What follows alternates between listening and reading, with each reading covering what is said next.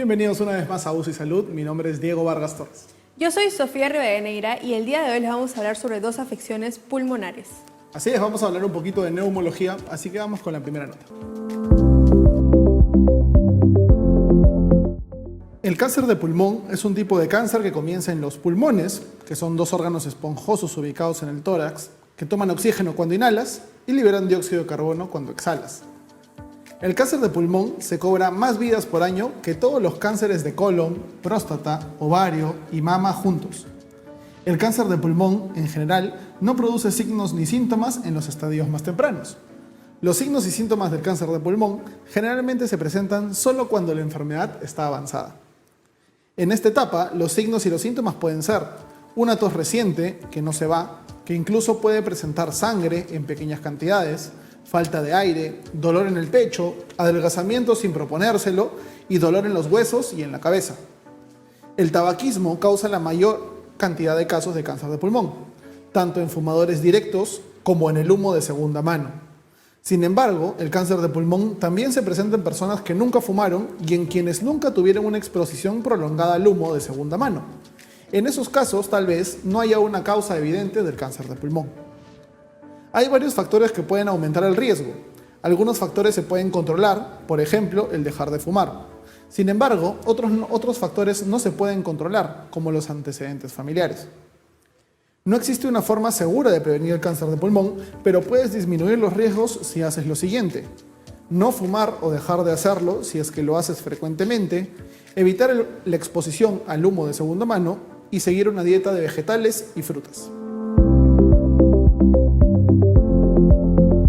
Como escuchamos en la nota del día de hoy, vamos a empezar hablando del cáncer de pulmón. Entonces hay que recapitular un poco qué cosa es el cáncer, ¿cierto? El cáncer es cuando algunas células de algún órgano en específico, en este caso el pulmón, van a empezar a mutar, ¿cierto? Empiezan a mutar su composición y empiezan a crecer y a reproducirse de manera desmesurada, ¿ok? Entonces, si empiezan a crecer y a reproducirse de manera desmesurada, y encima están atróficas, tienen una función la cual no es la correcta, el órgano va a empezar a fallar. ¿Ok? Entonces básicamente eso es el cáncer. En este caso, en el cáncer de pulmón, las células del pulmón empiezan a crecer de manera desmedida y empiezan a arruinar su función. Por lo tanto, si el pulmón necesitaba meter oxígeno y poder pasarlo al nivel sanguíneo, no va a poder hacerlo debido a estas células aberrantes, estas células anómalas que se ubican en el cáncer de pulmón. Bien, básicamente, digamos, la causa del cáncer de pulmón es una alteración genética en las células, ¿no? Que va a provocar de que estas células empiecen a crecer desmesuradamente y que no cumplan una función adecuada, ¿no? Ahora, dentro de los factores de riesgo que tenemos es el antecedente familiar, ¿no? Dentro de los cánceres siempre hay que tener en cuenta el antecedente familiar, ¿no? Si un familiar cercano, ya sea papá, mamá, inclusive hermano mayor, ha presentado cáncer de pulmón, es un punto más que te predispone a también tener cáncer de pulmón. Ahora, algo muy importante que tenemos que tener en cuenta es que la exposición a tabaco, al humo del tabaco, también te predispone a tener cáncer, ¿no? Ya sea que tú mismo lo fumes o que seas una persona que está en contacto con una persona que fuma constantemente, ¿no? Otro de los factores de riesgo es cocinar con leña, ¿no? El estar expuesto al humo también va a, digamos, a predisponer a que tú tengas cáncer de pulmón. Otro factor de riesgo también es la exposición a ciertas partículas, como por ejemplo el asbesto, el níquel, el cromo, que más que todo, digamos, se puede encontrar en los pacientes, en las personas que trabajan en las minas, ¿no? Entonces estas personas también tienen cierta predisposición por tener un cáncer de pulmón. Así es, hay que tener en cuenta, como mencionaba la nota, que el cáncer de pulmón es el cáncer que más vidas cobra al año, ¿no? Inclusive más vidas que el cáncer de mama, el cáncer de ovario, de testículo y de próstata juntos.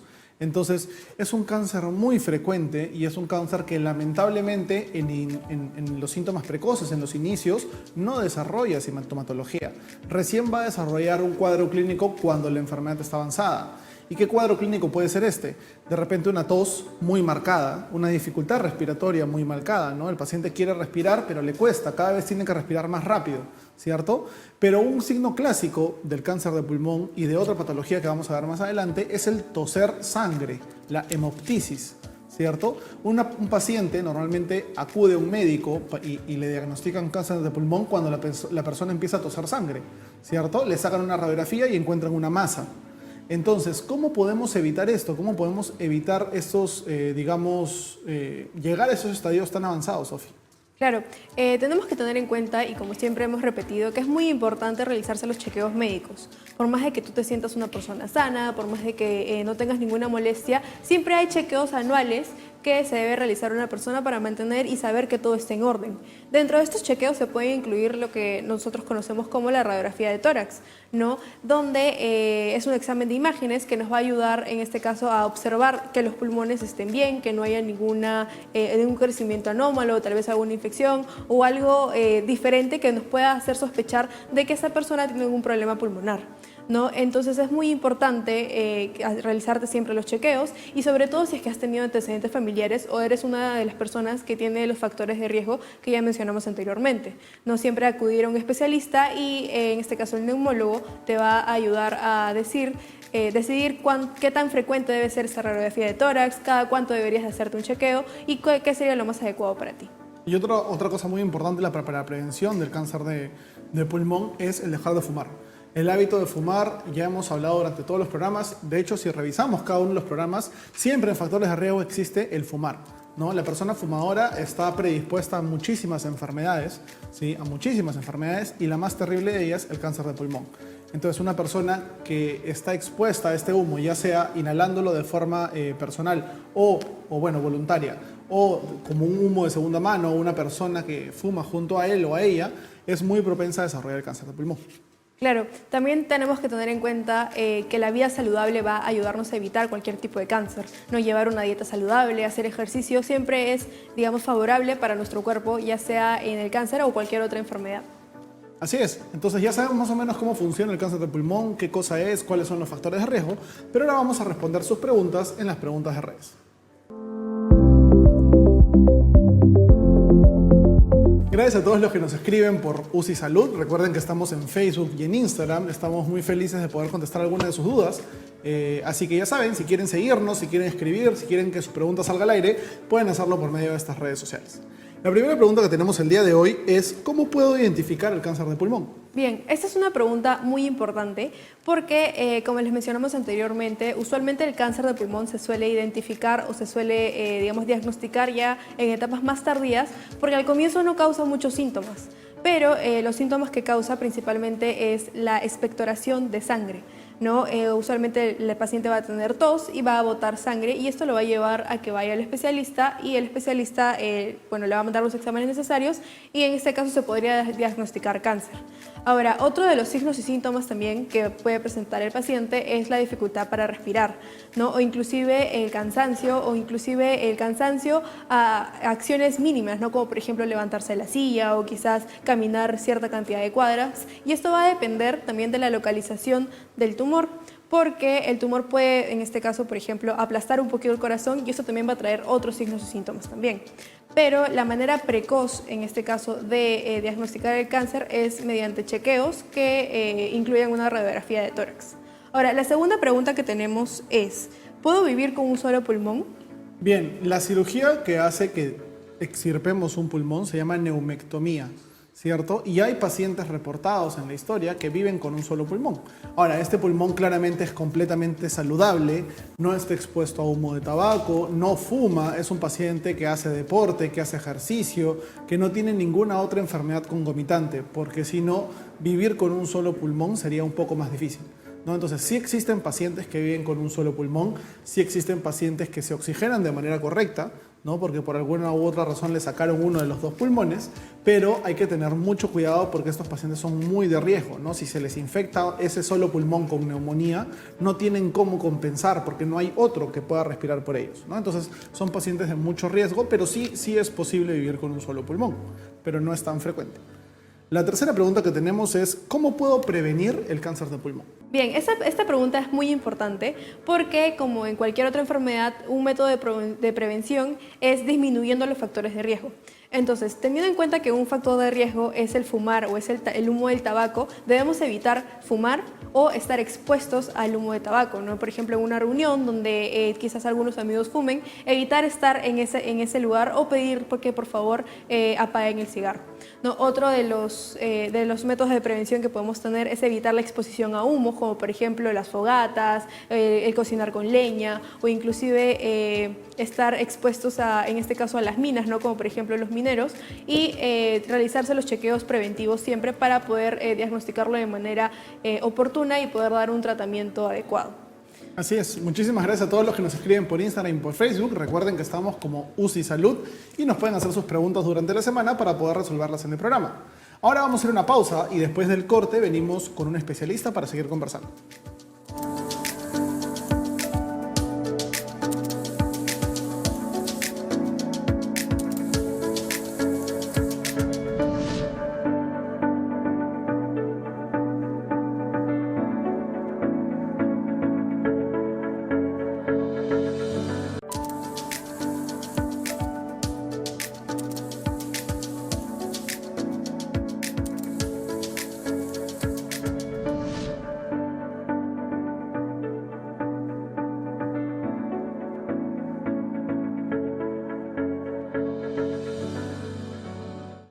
Bien, el día de hoy, para hablar un poquito más acerca del cáncer de pulmón y poder aclarar algunas dudas que podamos tener, hemos traído un médico neumólogo, así que vamos con el invitado.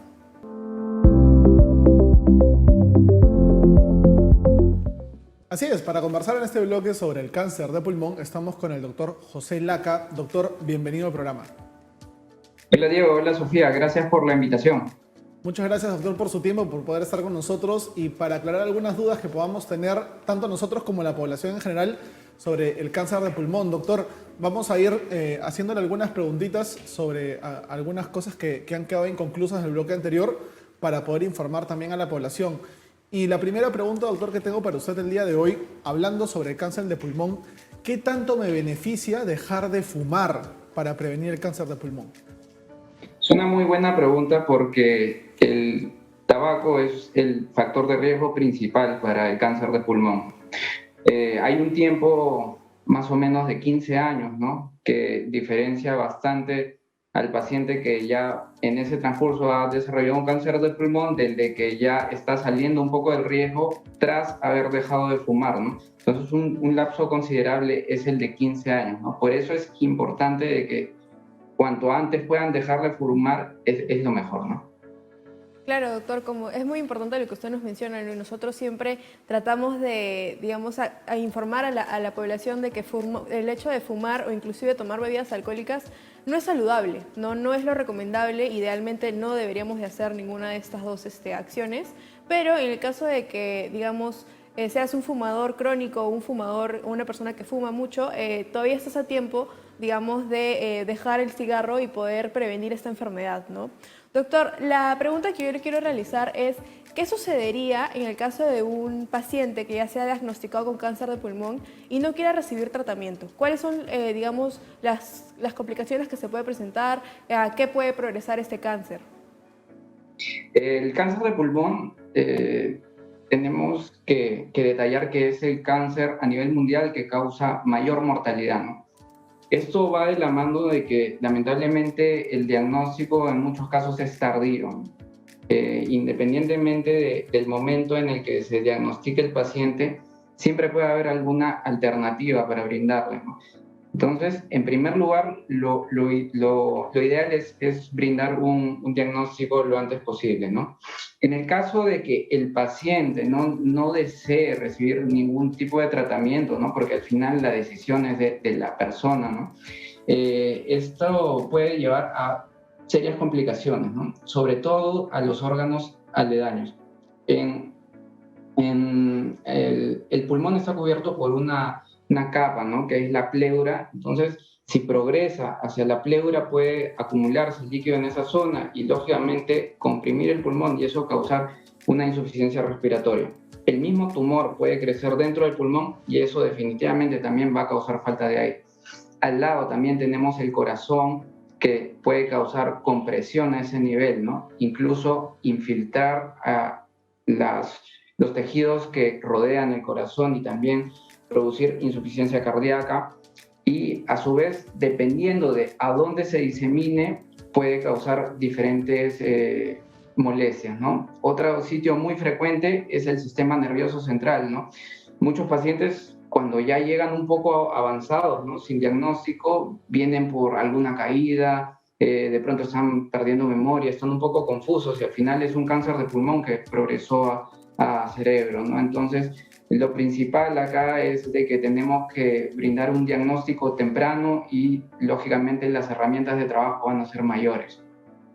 Bien, doctor, muy importante lo que mencionaba usted, ¿no? Que muchas veces, de hecho, nosotros en la experiencia que tenemos como estudiantes, usted mucho más como médico neumólogo, los pacientes llegan ya avanzados, no hay un diagnóstico precoz del cáncer de pulmón, ¿cierto? Y por eso la mortalidad es bastante excesiva. Tenemos el contraste, por ejemplo, en el cáncer de cuello uterino, hay digamos, un despistaje, ¿no?, que se puede hacer cada 1, cada 3 años, dependiendo de la paciente. En el cáncer de pulmón, ¿existe esto, doctor? ¿Existe un screening que se puede hacer? ¿Existe un tamizaje? Más o menos, ¿cómo funciona eso? Sí, sí existe. Lamentablemente los protocolos todavía no llegan a un consenso al 100% como en el caso de otras neoplasias, ¿no? Pero es por la dificultad, ¿no? Entonces, básicamente acá va a ser por imágenes, ¿no? Por imágenes. Lo más simple que podemos hacer de manera periódica, ¿no?, sin necesidad de exponer a tanta radiación al paciente, es con una radiografía de tórax. Pero hay otros protocolos que, por ejemplo, son tomografías de baja radiación, ¿no?, en las cuales lo que se busca es encontrar alguna pequeña manchita en el pulmón que nos haga sospechar, pero eso solamente está indicado en personas que son de riesgo, ¿no?, como por ejemplo los fumadores, ¿no?, personas que por ahí tienen una carga genética bastante grande de cáncer pulmonar, ¿no? Entonces, eso sí se estratifica, ¿no?, dependiendo del paciente, pero en líneas generales lo ideal sí sería detectarlo al menos con una radiografía de manera periódica. Claro, doctor, como usted nos menciona, hay una manera en este caso de diagnosticar el cáncer de pulmón de manera precoz, ¿no?, para evitar todas las complicaciones que se pueda presentar en el caso de que ya sea diagnosticado en una etapa ya un poco más tardía, ¿no? Se puede realizar una radiografía de tórax, ¿no?, para evaluar en este caso si es que se encuentra alguna anomalía, si es que encontramos algo extraño en el pulmón, ¿no?, siempre indicada por un médico, siempre leída por un médico y realizada también por uno mismo, ¿no? Doctor, la pregunta que yo le quiero realizar es, ya hablando un poco más acerca del tratamiento, ¿no? ¿Siempre va a ser un tratamiento, en este caso quirúrgico? ¿Siempre se va a dar quimioterapia, radioterapia o hay algunas otras opciones? Es una muy buena pregunta y es importante que la población entienda eso. Acá el tema es la zona donde se encuentra también.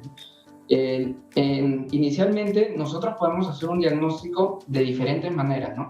Primero, lógicamente, la sospecha con las imágenes, pero luego tenemos que ahondar. Si nosotros no tenemos una biopsia que nos demuestre qué tipo de tumor es, ¿no?, porque a veces también puede ser una diseminación de un tumor que tal vez esté en abdomen, ¿no? Entonces, inicialmente lo que tenemos que hacer es una biopsia. Para eso tenemos múltiples herramientas, que puede ser una biopsia a través de la piel, ¿no?, con una aguja. Nosotros también tenemos equipos por los cuales ingresamos por la boca. Es un tipo de endoscopía, solamente que, a diferencia de los gastroenterólogos, nosotros nos vamos al pulmón y también tomamos biopsias directamente. Incluso ya hay equipos más modernos que van haciendo una ecografía dentro de la vía respiratoria y sabes hasta qué ganglio biopsiar, ¿no? Entonces, la idea es inicialmente dar un diagnóstico sin necesidad de abrir el tórax, a grosso modo, ¿no?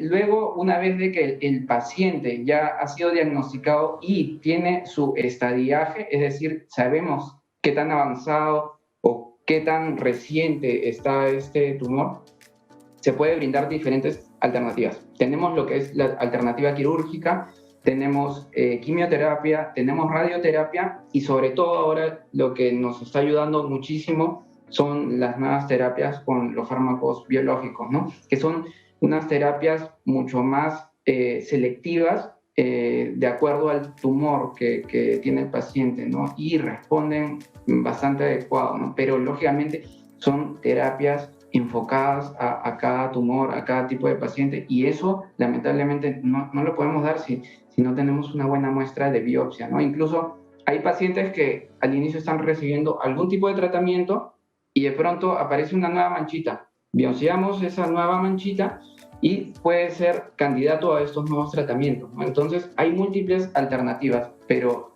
tiene que ser enfocada en cada paciente. Bien, doctor, muchísimas gracias por estar con nosotros el día de hoy, por estar resolviendo algunas de las dudas que tenemos. Le agradecemos mucho por su tiempo. Gracias a ustedes por la invitación. Muchísimas gracias, doctor, por estar el día de hoy con nosotros y vamos a seguir hablando con usted en el siguiente bloque, pero ahora vamos a pasar al siguiente tema, a la siguiente parte del programa, nuestro bloque COVID. Así que vamos con el bloque COVID. Bien, para nuestro bloque COVID el día de hoy tenemos una pregunta muy importante, muy interesante, y es: ¿podemos utilizar aire acondicionado en estos tiempos de COVID-19? Claro, esta es una pregunta muy interesante porque hemos escuchado a muchas personas quizás hacerse esa pregunta, ¿no? Hablar de que el aire acondicionado no es bueno, pero según la OMS, si es que el aire acondicionado, digamos, tiene el mantenimiento adecuado, digamos, está limpio, e inclusive también, digamos, se opera de manera correcta, sí puede, digamos, favorecer, en este caso, a reducir la propagación, ¿no? Y favorece a que haya una mejor ventilación, ¿no? Pero, como ya les mencioné, este aire acondicionado tiene que cumplir ciertos criterios, ¿no? Tiene que cumplir ciertos, digamos, cierto mantenimiento, ¿no? Para evitar, en este caso, de que pueda favorecer a otras infecciones, aparte del COVID también, ¿no? Ahora, lo que también debemos evitar es de que el aire sea recirculado, ¿no? ¿Qué quiere decir esto? De que sea, digamos, el mismo aire que está en la habitación y que el aire acondicionado lo que haga es que se recircule, porque puede favorecer, en este caso, de que ciertas gotitas que salen de la boca puedan llegar a otra persona que también está en la habitación, ¿no? Lo que se busca en realidad es favorecer la ventilación, ¿no? De que el aire entre por un lado, salga por otro lado, pero evitar la recirculación. Así es, siempre igual mantener ventanas abiertas es lo ideal para evitar de que, como decía Sofi, el aire recircule, sino que entre por un sitio y se vaya por el otro. Es lo ideal. Bien, gracias por estar con nosotros durante el bloque COVID. Estoy seguro de que vamos a estar cada día más informados sobre esta pandemia y sobre todo para poder saber prevenirla. Vamos a ir a un corte porque después de la pausa continuamos con un nuevo tema.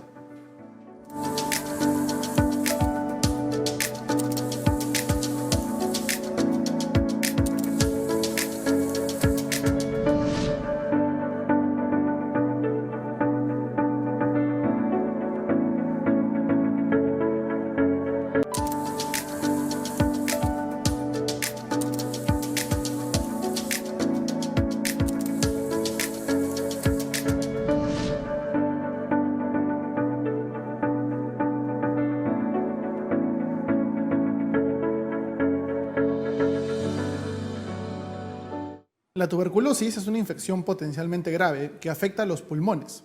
La bacteria que genera esta enfermedad se transmite de persona a persona mediante pequeñas partículas que se expanden por el aire por medio de estornudos o tos. Algunos tipos de tuberculosis pueden resistir los medicamentos más usados para combatir esta enfermedad. Personas con tuberculosis activa tienen que tomar tipos de medicamentos por varios meses para erradicar la infección y prevenir la resistencia de la enfermedad a los medicamentos. Si bien tu cuerpo puede hospedar la bacteria que causa la tuberculosis, tu sistema inmunitario generalmente evita que te enfermes. Por esta razón, los médicos distinguen entre la tuberculosis latente y la tuberculosis activa. La tuberculosis latente, cuando estás infectado de tuberculosis, pero la bacteria permanece en tu organismo en estado inactivo y no presenta síntomas.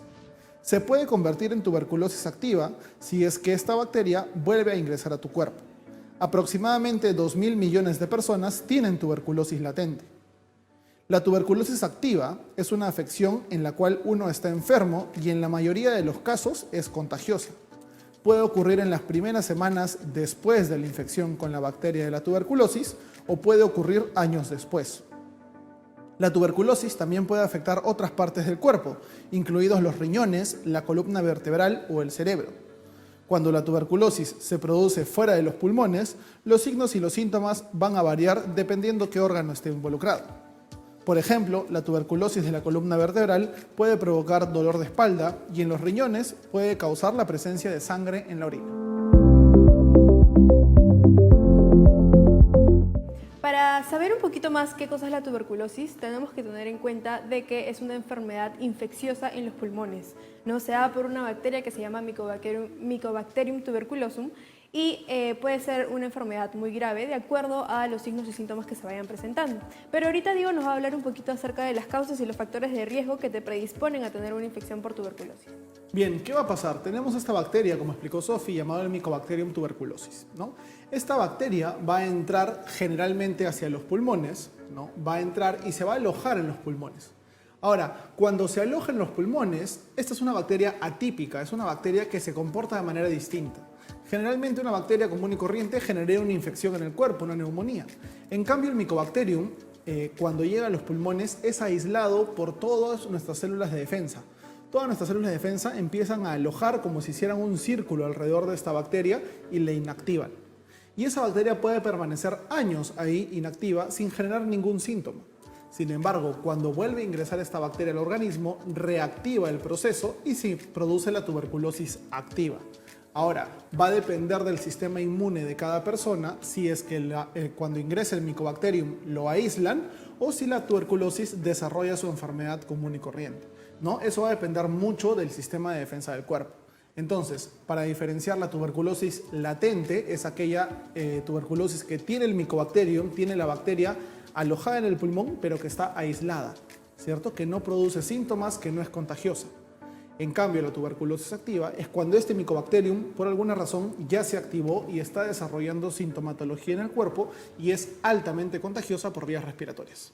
Bien, ahora vamos a hablar un poquito acerca de los signos y síntomas que se pueden presentar en una persona que tiene una infección por esta bacteria, ¿no? Dentro de los signos y síntomas es que va a presentar tos con expectoración de más de 15 días, ¿no? ¿Qué quiere decir expectoración? Es cuando se elimina flema, ¿no? Entonces esta persona va a presentar tos con flema por más de 15 días. Otro de los signos y síntomas que se pueden presentar es la sudoración nocturna, ¿no? Que es muy frecuente, que es muy común en los pacientes que presentan tuberculosis, y también la disminución del peso, ¿no? Es una persona de que no tiene intención de bajar de peso y aún así está disminuyendo en su peso, y también podría ayudar a sospechar de una tuberculosis si es que viene conjunto con los demás síntomas, ¿no? Otro de los síntomas que también se puede presentar es, en este caso, la hemoptisis, que es cuando hay una expectoración de sangre, ¿no? Como les mencioné, puede ser una tos productiva, pero también puede haber presencia y rasgos de sangre en esa expectoración, ¿no? Otro de los signos y síntomas que se pueden presentar también es dolor en el pecho, debido a que digamos, la tuberculosis es una bacteria que durante la infección puede llegar, digamos, a comerse, entre comillas, los pulmones, y eso puede provocar ciertos dolores, puede provocar también la expectoración de sangre. Bien, entonces hay que tener en cuenta de que esta bacteria puede estar inactiva como puede estar activa, ¿cierto? Puede contagiar como no puede contagiar. Pero hay que tener en cuenta también los factores de riesgo, ¿sí? ¿Cómo se va a contagiar esta enfermedad? Por medio de la vía respiratoria. Lo que yo tosa, lo que yo hable, todas esas gotitas, esas micropartículas, van a llegar a la otra persona, ¿cierto? Entonces, de esa forma se transmite la tuberculosis. Por lo tanto, una persona que tiene contacto cercano con otra persona con tuberculosis probablemente también esté infectada, ¿cierto? A eso le llamamos contacto directo. Ahora, las personas, por ejemplo, que viven en un domicilio donde viven 8 o 10 personas y que solamente hay 2 o 3 ambientes, a eso le llamamos nosotros hacinamiento, ¿cierto? Y es un factor de riesgo muy importante para el desarrollo de la tuberculosis, porque la bacteria va a estar ahí en el ambiente dando vueltas, ¿ok? Otro factor de riesgo muy importante es la ventilación, ¿no? En un lugar donde tienes todas las ventanas cerradas, todas las puertas cerradas y que no hay una buena corriente de aire, la bacteria va a seguir recirculando por medio de este ambiente, y eso es muy peligroso para poder infectarse cada uno de nosotros, ¿no? Los pacientes también que son inmunodeprimidos, que tienen alguna enfermedad concomitante, la diabetes, por ejemplo, un hipertenso o una persona que toma corticoides por mucho tiempo, tiene un sistema de defensa mucho más bajo, lo cual lo va a hacer susceptible a desarrollar este tipo de infecciones como la tuberculosis. Claro, otro de los factores de riesgo que puede presentar una persona para presentar tuberculosis es la desnutrición, ¿no? La desnutrición en este caso va a disminuir la acción de nuestro sistema inmunitario y por ende también va a favorecer el crecimiento de la bacteria, la proliferación e inclusive toda la infección que causa esta bacteria, ¿no? Entonces es muy importante tener en cuenta de que si es que presentamos estos signos y síntomas, tenemos que recurrir a un médico para que nos puedan dar un tratamiento adecuado, porque si no, ¿qué complicaciones se podrían presentar, Diego? Sí, las complicaciones de la tuberculosis son bastante severas, de hecho. Ahora, no solamente existe tuberculosis en el pulmón, ¿no? Si esta tuberculosis migra, si este bacilo, si esta bacteria migra por vía sanguínea, puede llegar al cerebro, puede llegar inclusive a la membrana que recubre el corazón, al pericardio, puede llegar a la columna vertebral, a los huesos, al riñón, y va a provocar una serie de complicaciones muy, muy grandes, ¿no? Inclusive hay tuberculosis abdominal, hay tuberculosis en la piel. Entonces, no es una enfermedad que se restrinja netamente al pulmón, sino que puede complicar cualquier otro órgano, y dependiendo qué órgano comprometa, va a desarrollar diferentes síntomas, siendo los más complicados de manejar la tuberculosis tanto en la columna vertebral como en el cerebro y también en el riñón, ¿no? Entonces hay que tener mucho cuidado con esas complicaciones, ¿sí? El Perú es un país netamente endémico de tuberculosis, estamos dentro de uno de los primeros puestos en cuanto a incidencia de tuberculosis en el mundo, así que es muy importante tener y conocer todos estos factores de riesgo y la sintomatología en general de un paciente con tuberculosis. Ahora vamos a pasar a la siguiente parte, vamos a contestar sus preguntas de redes sociales, así que vamos con las preguntas de redes.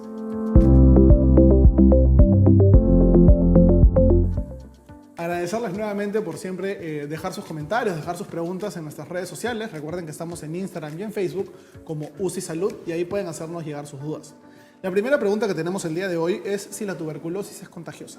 Bueno, esta es una pregunta muy importante y muy interesante y aquí vienen a abarcar todos los métodos de prevención también que debemos tener porque la tuberculosis es una enfermedad contagiosa, ¿no? ¿Y cómo se contagia? Tenemos que saber de que cuando nosotros hablamos, cuando estornudamos o inclusive cuando tosemos, liberamos unas gotitas muy muy pequeñas de saliva y estas gotitas pueden incluir en este caso la bacteria, que en este caso es el Mycobacterium tuberculosum, y pueden llegar a otra persona y pueden infectarla también. Entonces, por eso es que es muy importante, en este caso, la ventilación, no mantener las ventanas abiertas, ya sea en casa, ya sea en el transporte público, en la oficina, para evitar, en este caso, los contagios. Ahora, la segunda pregunta que tenemos es, ¿tiene cura y cuánto dura el tratamiento? Bien, el tratamiento de la tuberculosis es un tratamiento muy, muy largo, ¿sí? Sí tiene cura, podemos llegar a erradicar el bacilo y la micobacteria, pero el tratamiento mínimo dura 6 meses. Y eso sí es una tuberculosis simple, sensible en el pulmón. Una tuberculosis en el cerebro puede llegar hasta durar hasta 18 meses el tratamiento, dependiendo de los diferentes factores en el paciente, ¿sí? Pero generalmente el tratamiento sencillo de la tuberculosis dura 6 meses, se tienen que tomar 4 medicamentos, ¿no? La famosa terapia cuádruple, diariamente, y hay que hacerle mucho caso a las indicaciones del médico, porque si en este tipo de tratamiento se tiene que, digamos, cumplir a rajatabla, porque si no el Mycobacterium puede reactivarse. Entonces es muy importante cumplir con los 6 meses de tratamiento para evitar contagiar y curarnos completamente de la tuberculosis. La última pregunta que tenemos el día de hoy es si un paciente puede vivir con tuberculosis. Bien, muy buena pregunta. La respuesta es sí. No, tenemos que tener en cuenta, como ya nos mencionó Diego, que en el caso de una persona que no tiene compromiso en el sistema inmunitario, la bacteria puede ingresar y puede formar una pequeña tumoración, una pequeña bolsita, donde adentro va a estar contenida la bacteria y no va a causar la infección. Sin embargo, si es que en algún punto de tu vida tu sistema inmunitario disminuye, tus defensas bajan, esta bacteria sí puede llegar a causar una infección, o si es que vuelves a entrar en contacto con la bacteria nuevamente, la bacteria vuelve a ingresar a tu sistema respiratorio, puedes tener una infección. Así es, muchísimas gracias a todos los que nos preguntan por Instagram, por Facebook. Recuerden que estamos como UCI Salud y estamos prestos a resolver siempre todas sus dudas. Ahora vamos a pasar a un corte, porque después de eso vamos a venir con un especialista para seguir conversando. Nos vemos después de la pausa.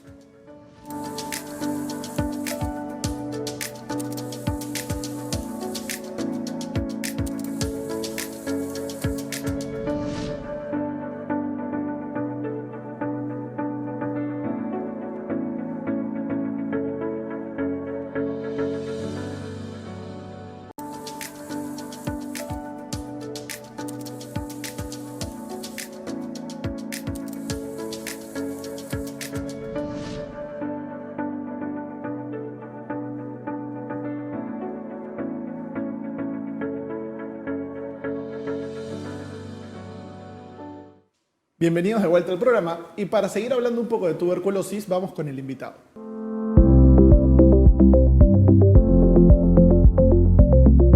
Así es, el día de hoy para hablar un poco más acerca de la tuberculosis, como ya mencionamos, una enfermedad muy común en el Perú, hemos traído nuevamente al doctor José Laca, médico neumólogo. Bienvenido, doctor. Muchas gracias por la invitación, Diego. Muchas gracias, Sofía. Gracias, doctor, por su tiempo, por estar aquí para poder aclarar un poco más acerca de la tuberculosis. Doctor, la primera pregunta que tenemos para usted el día de hoy es, ¿qué pasa si es que el tratamiento, en este caso de la tuberculosis, no funciona? O sea, ¿cuáles son las complicaciones que se pueden presentar en el paciente? ¿Esta enfermedad puede progresar? Tal vez la bacteria puede llegar a algún otro órgano. Esa es una muy buena pregunta y es importante que las personas entiendan que tuberculosis no siempre tiene que ser de pulmón. Hay tuberculosis en muchos órganos, hasta en la piel. Entonces, va a depender lógicamente de dónde estén. Digamos que en la pulmonar sí puede progresar, pero sobre todo hay 3 tuberculosis que son las que más nos preocupan a nosotros, que son cuando hay una diseminación ya por sangre, ¿no? Que es ya la tuberculosis miliar y lamentablemente esto ya puede llegar a todos los órganos y lógicamente va a generar una insuficiencia multiorgánica. Después, la otra emergencia es cuando la tuberculosis llega al sistema nervioso central, ¿no? Eso también es una emergencia y tiene que tratarse lo antes posible.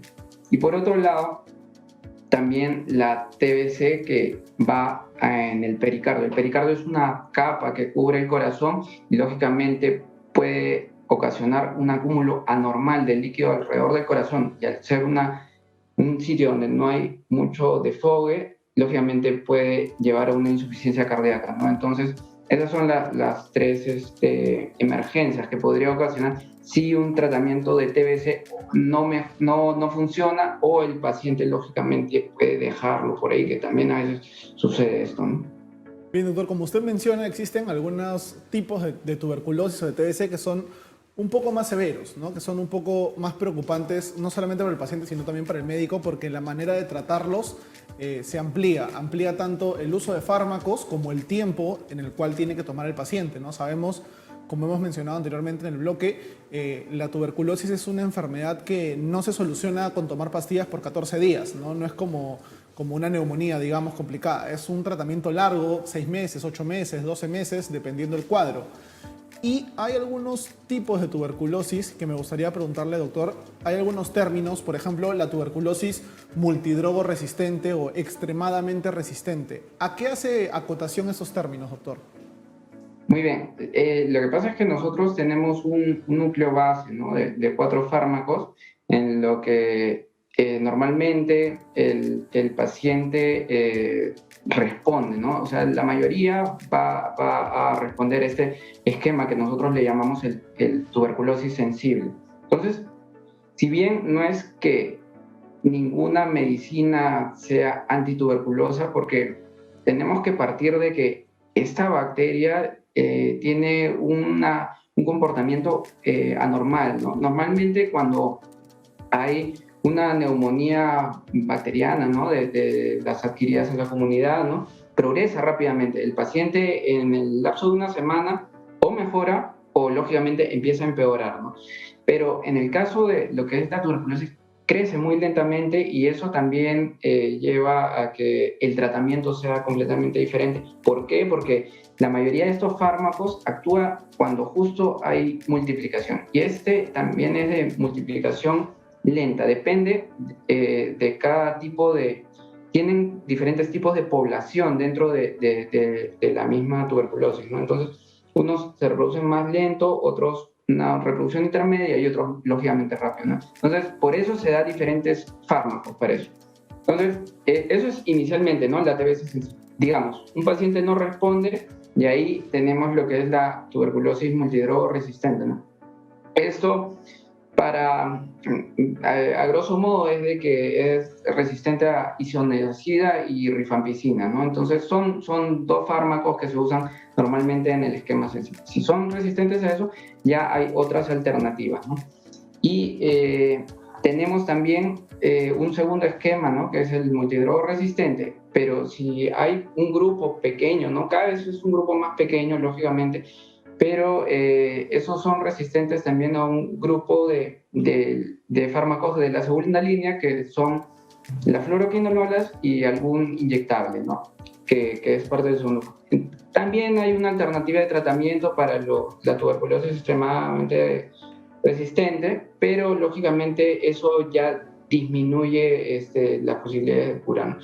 Lógicamente, lo que tiene que grabar el paciente es de que estas enfermedades son curables, ¿no? Son curables, y es importantísimo que el paciente siga todas las medidas de cuidado y no deje el tratamiento, ¿no? Porque el factor de riesgo acá que sobre todo es modificable es de que el paciente siga el tratamiento, ¿no? Entonces, por eso es importante grabar esto en los pacientes. Claro, doctor, muy, muy importante lo que usted nos está mencionando, ¿no? Que en este caso existen, digamos, diferentes tipos de tuberculosis, hablando en el esquema de tratamiento, ¿no? Porque una bacteria puede ser resistente a un medicamento y otra bacteria puede ser resistente a más medicamentos. Entonces hay que tener en cuenta de que esto se va a, digamos, provocar o puede provocarse debido a que un paciente que tenía una tuberculosis que no era resistente dejó el tratamiento, no lo siguió, no siguió digamos, las indicaciones que le daba el médico, y se puede producir en este caso una tuberculosis multidrogo resistente o inclusive una extremadamente resistente, ¿no? Doctor, la pregunta que yo le quiero realizar es, ya hablando un poco más acerca de la prevención, hablando un poco más acerca del contagio, si es que una persona ha estado, digamos, en contacto con una persona que tenía tuberculosis o que tiene tuberculosis, mejor dicho, ¿esta persona que estuvo en contacto puede contagiar a otras? ¿Cómo podría saber si es que esta persona está contagiando? ¿Cómo podría saber si esta persona tiene la infección? Es una muy buena pregunta. Acá es importante mencionar que el esquema que se maneja como mínimo dura 6 meses, ¿no? Porque ya por lo que hablamos de que eso es una infección un poco anómala, ¿no? Entonces, más o menos una persona que recién se ha infectado y empieza tratamiento contagia un promedio de 3 semanas a un mes. La mayoría ya después del primer mes, cuando hace sus pruebas de esputo de control, ya va a salir negativo, ¿no? Lógicamente, eso no significa que no haya algún bacilo activo dentro, ¿no? Por algo es que hasta los 6 meses se da el tratamiento. De todas maneras, tiene que cumplir el tiempo indicado. Pero, muy aparte de eso, las personas con las que lógicamente vive esta persona infectada tienen que pasar un chequeo, ¿no? Lógicamente le van a hacer pruebas de esputo. Hay unas pruebas en la piel también que se hacen, y sobre todo una imagen también es bastante valiosa, ¿no? La radiografía de tórax nos da mucha información. Hay pacientes que a veces pueden ir con muy pocos síntomas, ¿no?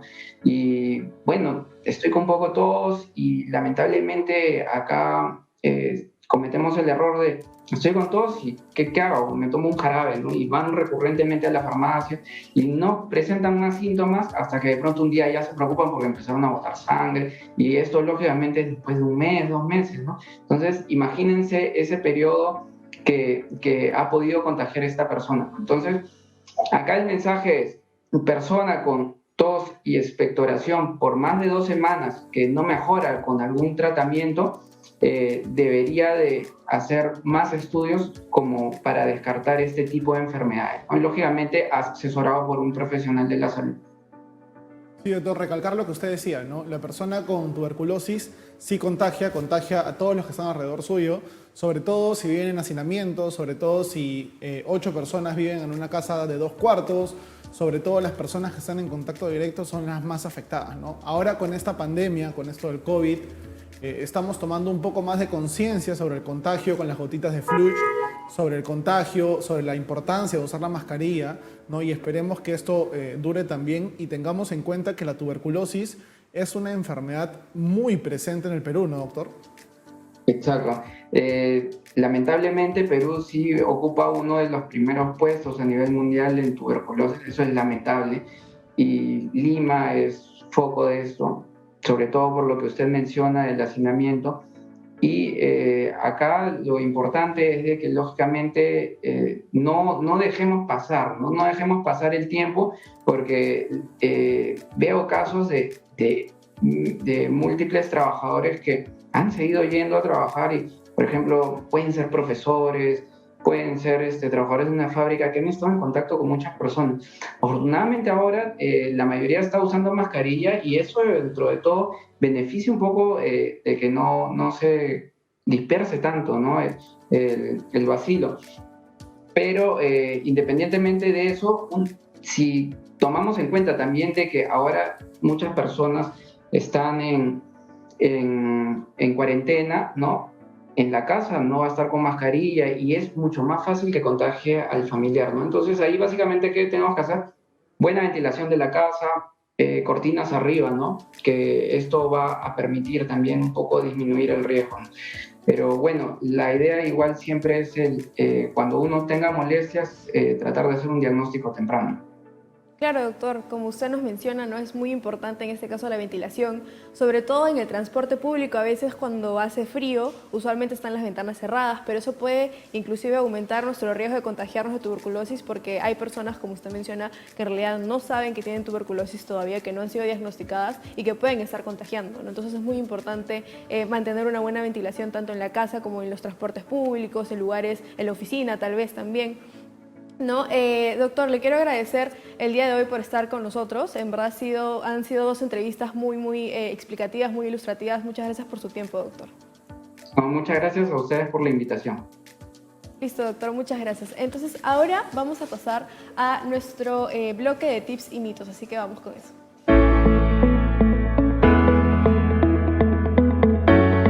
Bien, el día de hoy para nuestros tips y mitos tenemos un mito que quizás pueda ser verdad o quizás no. ¿No? El mito es, el estrés puede afectar a la salud de la piel. ¿Será eso verdad, Diego? Bien, el estrés es un estado muy común, lastimosamente, en nosotros, ¿no? Y el estrés va a desencadenar un montón de respuestas en nuestro cuerpo, todas exageradas, todas arriba, como el hipertiroidismo. Recuerden que hablamos de hipertiroidismo alguna vez, en el cual las hormonas están súper arriba en unos niveles muy altos y hacen que todos nuestros órganos empiecen a funcionar de una manera muy elevada, muy rápida. Lo mismo pasa en el estrés. Desencadena diferentes cadenas de reacciones en nuestro cuerpo que van a hacer que nuestros órganos trabajen en una mayor rapidez, ¿no? Empezando por el corazón primero que nada, empezando por nuestra mente que trabaja más rápido. En cuanto a la piel, el estrés también va a desencadenar o va a hacer que nuestro sistema de defensa baje, ¿sí? No a una manera de que estemos inmunosuprimidos, pero sí va a hacer que seamos más susceptibles a infecciones. Y ahí van a desencadenar muchas infecciones en la piel, el famoso herpes, ¿cierto? El herpes que sale en las comisuras labiales solamente por el desencadenamiento del estrés. Es un ejemplo muy claro. Pero también hay otras patologías, por ejemplo, algunos rash, algunas erupciones en la piel, como bolitas, como unas especies de granitos que aparecen en la piel solamente por el hecho de estar con estrés. ¿Por qué? Porque nuestro sistema de defensa baja y los virus, las bacterias, pueden colonizar de una manera más rápida, en este caso la piel. Entonces sí, el estrés puede provocar algunas enfermedades en la piel. Muy bien, muchísimas gracias por estar el día de hoy con nosotros. Hemos tenido un programa dedicado al pulmón, Sofía. Sí, en verdad, muchas gracias por estar con nosotros, por sintonizarnos todos los días. Recuerden de que en este caso el cáncer de pulmón es una enfermedad que se puede prevenir y la tuberculosis es una enfermedad muy común en nuestro medio, así que tenemos que tener los medios necesarios para poder prevenirlo. Así es, recuerden que pueden estar con nosotros de lunes a viernes, tanto a las 9 de la mañana como a las 2 de la tarde. Nos vemos el día de mañana. Que estén bien.